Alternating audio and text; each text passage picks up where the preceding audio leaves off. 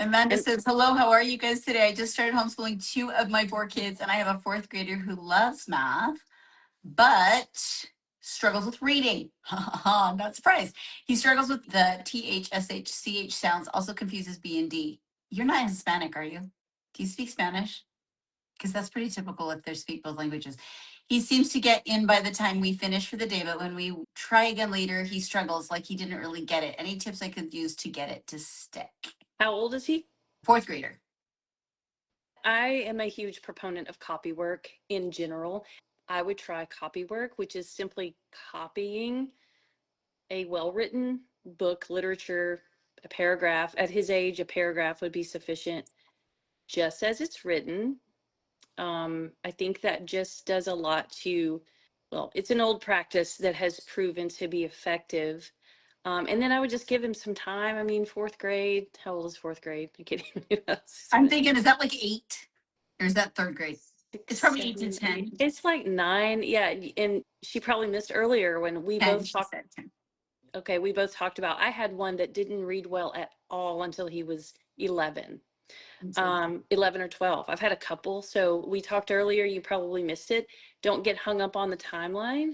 The expectation that every child needs to be reading well by this age or something's wrong. Kids are just different. So, Yeah, and it might just be more practice. When it comes to reading, you might think about more audiobooks. And somebody taught me this when my kids were struggling with reading my first few is get them listening to more vocabulary. And I actually learned this. So I speak Spanish fluently, but I didn't learn it until my 20s. So I actually moved to Bogota, Colombia for 18 months and submerged myself, and I could not speak English for 18 months. And so the language did come.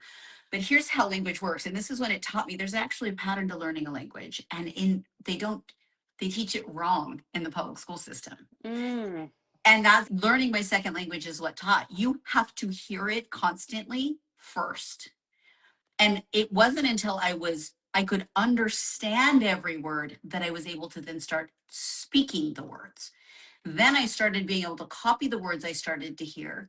And then the speaking came, but mm-hmm. I still couldn't write it. And I still wasn't sure about my V's and my B's. And I still wasn't sure. And what's interesting when you said the sounds, the CH, the SH, the TH, the D, the V, there was some sounds that were still confusing me and I wasn't sure how to spell them. And so, especially depending on who's talking. So they have to first grasp the language audibly. Then they have to grasp the language verbally.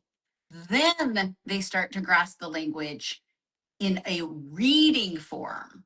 Mm-hmm. Then they can start writing. And we just throw all of it at them in public school. And so this is why copywork works so well because you don't have to think about what you're writing yet. You're just writing, and that repetitive hand-eye coordination, the repetitive watching of the same letters over and over again. I still don't write well in Spanish, and I've been speaking Spanish for 30 years. Wow. And I still struggle. I don't practice it. I can speak it, but I can't sit down and write a book. I couldn't write an essay in Spanish to save my life.